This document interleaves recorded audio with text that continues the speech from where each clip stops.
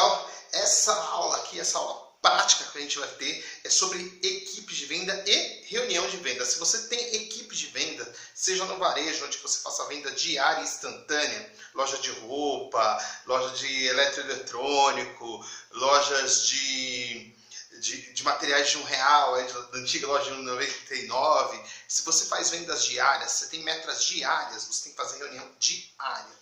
Se você tem uma venda que é um pouco mais consultiva e ela leva um tempo para acontecer, tem um tempo de maturação maior, tem contato com o cliente maior, essa reunião pode ser semanal. Mas ela não pode passar disso, diária ou semanal. Ela nunca pode ser só reunião mensal.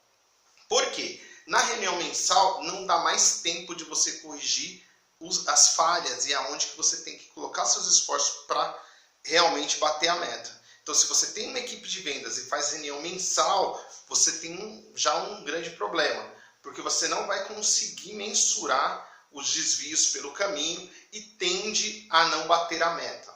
E vai virar uma reunião meio que liga nada a lugar nenhum, porque você vai olhar para o passado e dizer que foi péssimo ou que ele foi excelente, e você olha para frente e você não sabe como fazer igual, porque você não acompanhou.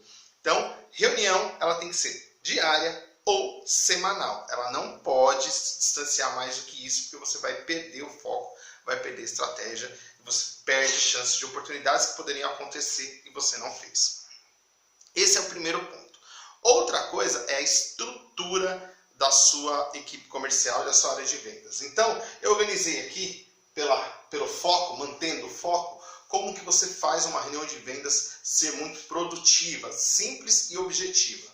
Então, uma reunião de vendas, você começa pela felicidade. Felicidade, você começa pelos atos positivos que a sua equipe realizou, o que você fez na semana anterior ou no dia anterior. Então, o que foi feito de bom? Quantos contatos a gente conseguiu? Quantas propostas a gente mandou? Quantas ligações a gente fez com êxito? Levante todos os indicadores positivos. Se você não tem indicador positivo para levantar, foi tudo uma tragédia, levante pelo menos o esforço que foi feito. O esforço que foi feito é positivo.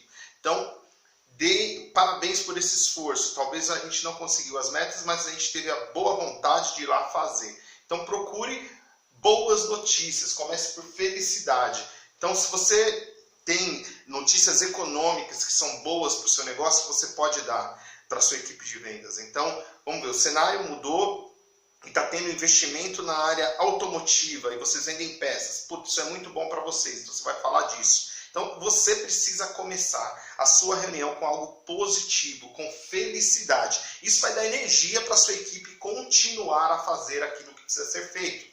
O que mais mata as empresas, o que mais mata os vendedores é porque eles não têm foco. E aí eles ficam olhando várias coisas ali ao mesmo tempo, quer vender para a área, quer vender para o B2B, para o B2C, quer vender em comércio, em indústria, e aí ele fica, o pato corre para todo quanto é lado e não faz nada. A felicidade vai mostrar para ele que ele está no caminho certo, que ele teve esforço, que ele foi recompensado por isso. Depois disso, você vai, onde estamos? Então você vai mapear da sua meta de vendas o quanto você avançou naquela meta. Então dentro do funil de vendas, eu recomendo que você tenha uma ferramenta, eu uso a ferramenta do funil de vendas, você vai conseguir medir a qual distância você está da sua meta. Então imagina que você tem uma meta de vender R$10.000 por mês. A primeira semana você vendeu R$2.500. Quer dizer que você está dentro da meta.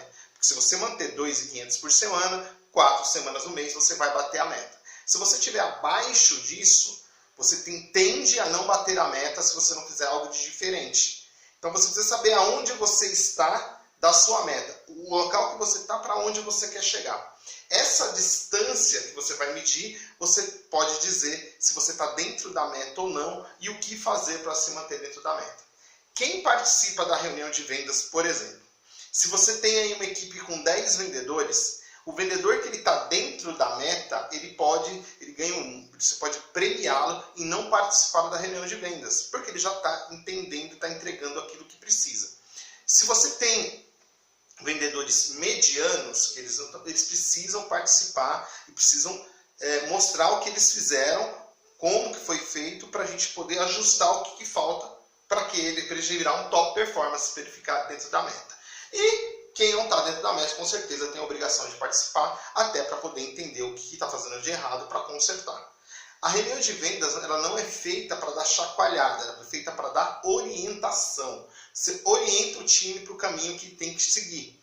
Pega os pontos positivos e fala, ó, o ponto positivo é esse, tem que seguir. Então, precisa saber onde que você está. E se você não mede qual a distância da sua meta, onde você quer chegar, com certeza isso aqui você não vai ter e vai ter um problema com a sua equipe de vendas. Porque eles vão olhar para a sua reunião e vão falar, pô, mais uma reunião que liga nada a lugar nenhum. Então a reunião ela tem que ter isso. Ela vai ligar o ponto A que a gente está hoje ao ponto B.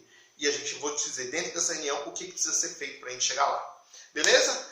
Outro ponto é consistência. É fazer o que tem que ser feito, quando tem que ser feito, na intensidade que tem que ser feito. Então vamos lá. Se precisa fazer ligações, se você trabalha com ligações, se você trabalha com visitas, se você trabalha com e-mails, precisa ser efetuada essa atividade. Quanto dessa atividade por dia tem que ser efetuado? Você precisa medir. Então são 30 ligações, são 10 ligações com conversão e são 2 visitas agendadas. É isso que tem que ser feito com consistência todos os dias. Fazer essas atividades aqui de consistência, ela independe do resultado da atividade. Então, eu farei 10 ligações, independente se o cliente vai atender as 10. Eu vou enviar 10 e-mails, independente se o cliente vai abrir os 10 e-mails. Então, isso está na mão da equipe comercial. Depende única e exclusivamente da equipe comercial manter a consistência naquilo que vai trazer resultado a atividade que vai trazer resultado. Então, você tem as etapas de vendas aí, se você não tem, eu sugiro que você divida. Então, na etapa 1, a etapa de conexão com o cliente, o que você precisa fazer? Na etapa 2, a etapa de entender as necessidades do cliente, o que precisa ser feito? Na etapa 3, que é de apresentar essa proposta com ele, como que é apresentado? E na última, na etapa de negociação, quais são as ferramentas que tem lá? Quais as atividades que tem lá também? Então aí, se você separar por etapas, você vai ver que isso fica bem tranquilo de enxergar a consistência, onde que está o buraco, qual atividade está faltando ser feita para que você realmente consiga bater as suas vendas. Legal? Sua meta de vendas. Por último, não menos importante, a gente fecha a reunião de vendas com a ordem do dia. É o que precisa ser feito hoje. O que você tem que fazer hoje e não deve dormir sem fazer. É a ordem do dia, é a meta do dia. Essa precisa ser feita hoje. Hoje. Então, antes de você ir embora, você tem que dar lá, missão dada.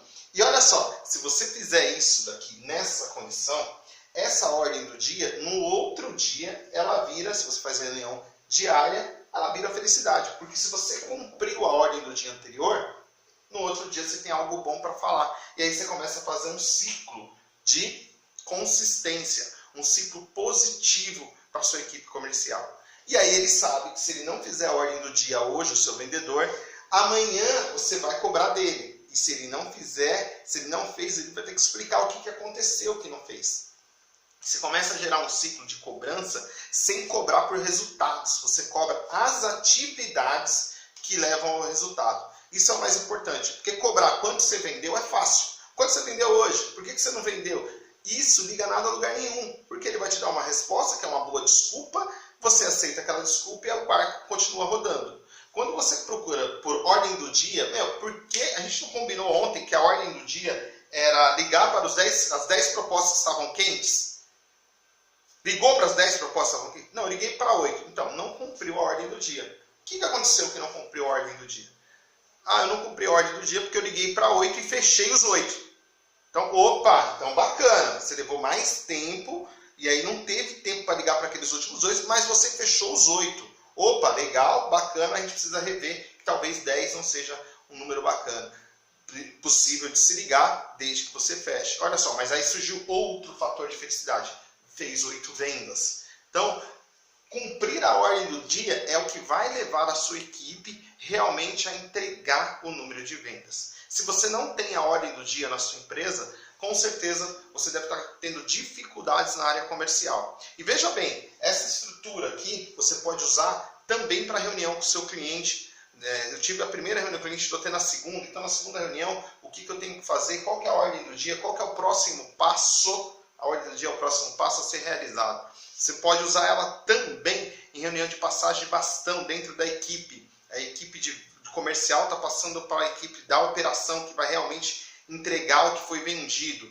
Qual que é o próximo passo, qual que é a ordem do dia. Até para que você tenha fluxo dentro da sua empresa sem necessariamente ter que participar. Isso é muito bom para você conseguir se distanciar da operação e aumentar o potencial que você tem de gerar negócios para a sua empresa. Beleza? Então, essa é uma das aulas que a gente compartilha com você aqui na gestão de equipe de vendas, que é muito poderosa se você usar essa ferramenta aqui, mantendo o foco. Legal? Vanderlei Souza, vendedor vencedor.